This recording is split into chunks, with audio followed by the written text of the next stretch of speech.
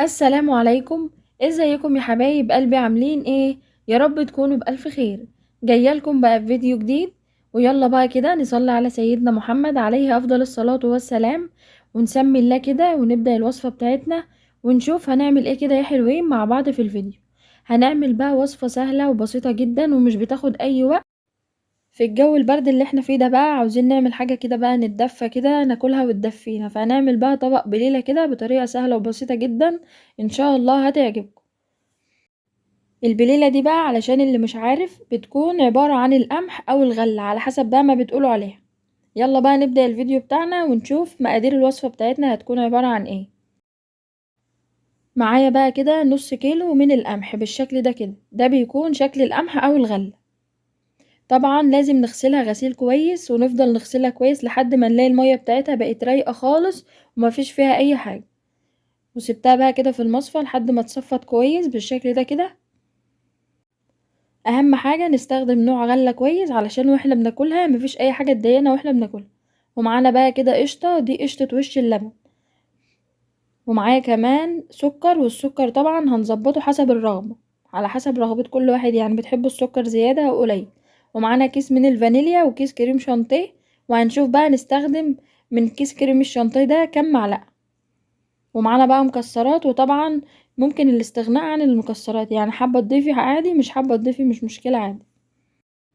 اول حاجة بقى هنعملها، معانا كده حلة فيها مية بتغلي بالشكل ده كده، حطيت حلة مية على النار وغلت بقى بالشكل ده كده وشلتها من على النار. هنعمل ايه بقى؟ هنضيف فيها الغلة بقى بالشكل ده كده، هنضيف فيها الغلة.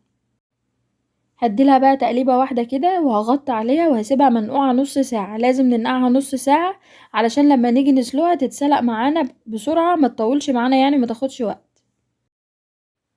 هنا بقى كده بعد ما عدى نص ساعة بالظبط من نقع القمح بالشكل ده كده،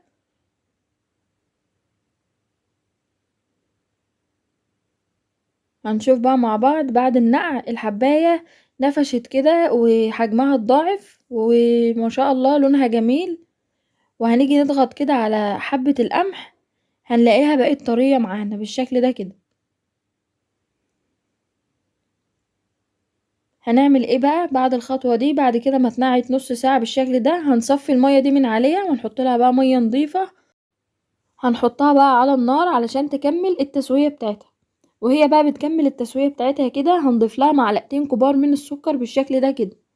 السكر هنا مهم بقى جدا، علشان بقى لو انت بقى في الخطوة دي حابة تسلقي كمية القمح اللي انت عاوزاها، ومش حابة بقى ان انت تضيفيها في الحليب كلها، هتستخدمي الكمية اللي انت عاوزاها وعاوزة تجهزيها دلوقتي وتضيفيها في الحليب عادي، والكمية بقى اللي هتفيض معاكي هتحطها في الفريزر عادي.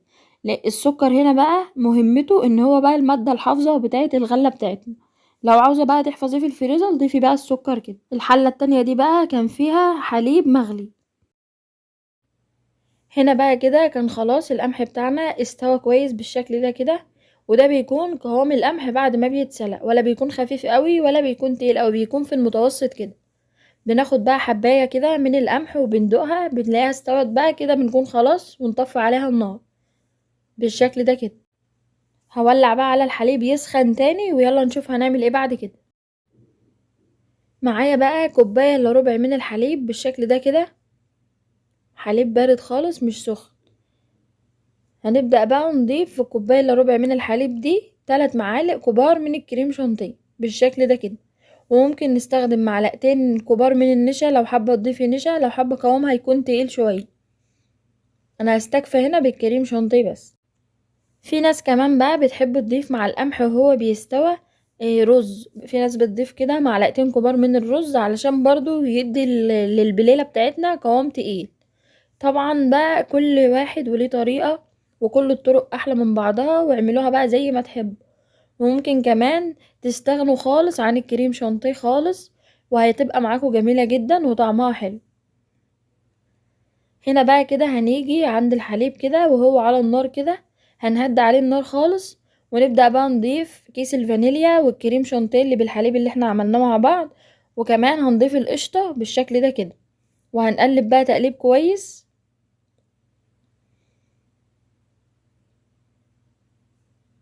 هبدأ بقى اضيف معلقتين كبار من السكر، وطبعا السكر ده حسب الرغبة، لو بتحبوا زيادة زودوا، لو بتحبوا قليل او في المعقول خلوه في المعقول عادي. قوموا بقى تشجعوا كده واعملوا احلى طبق بليلة كده يدفيكوا في الجو البرد اللي احنا فيه ده. واللي وصل معايا لحد هنا في الفيديو ما تنسوش تضغطوا لي لايكات كده، وربنا يجعله في ميزان حسناتكم يا رب. وبشكركم جدا على كومنتاتكم الجميلة اللي بجد بتسعدني دايما. كده بقى الحليب بقى جاهز معانا خلاص، وكمان القمح بقى جاهز معانا. يلا بقى نجهز كده احلى طبق بليلة. هنجيب بقى كده بولة او طبق او الحاجة اللي احنا هنقدم فيها البليلة عادي، وهنبدأ بقى نضيف كمية القمح اللي احنا هنستخدمها. هنا انا مش هستخدم كمية القمح اللي انا سلقتها كلها، هسيب منها كمية وهقسمها كده في اكياس تلاجة وهحطها في الفريزر لمرة تانية لما عاوز اعمل بليلة هطلعها واستخدمها عادي، بتكون جميلة جدا معانا. هنضيف بقى كده على البليلة، هنضيف على القمح الحليب بقى بالشكل ده كده. بجد يا جماعة ريحتها جميلة جدا وطعمها اجمل، جربوها بقى وقولولي رأيكم في الكومنتات لما تجربوها عجبتكم ولا لا. هنيجي بقى لخطوة التزيين. طبعا ممكن نستغنى عن خطوة التزيين دي خالص وناكلها بقى كده زي ما هي كده بتكون جاهزة. في ناس بقى بتحب تضيف عليها بشر اللي هو جوز الهند ده المبشور، وفي ناس بتحب تضيف عليها زبيب، وفي ناس بتحب تضيف عليها فول سوداني، وفي ناس بتحب تضيف عليها مكسرات. انا بقى كان عندي شوية كاجو على شوية فول سوداني، قلبتهم بقى على بعض كده وضفتهم على البليلة، وكان معانا بقى احلى طبق بليلة بالشكل ده كده. هنا بقى كده بقدمها كده وبجهزها بقى عشان ناكلها وهي سخنة كده، نتدفى بقى في الجو البرد ده. قولولي بقى الجو عامل عندكم ايه، بيمطر كده ولا لا، والجو متلج كده زي عندنا ولا لا. بالشكل ده بقى كده هزين برضو في الاطباق برضو كمان كده رشة كده مكسرات على الوش بالشكل ده. وكده بقى جاهز معانا احلى طبق بليلة.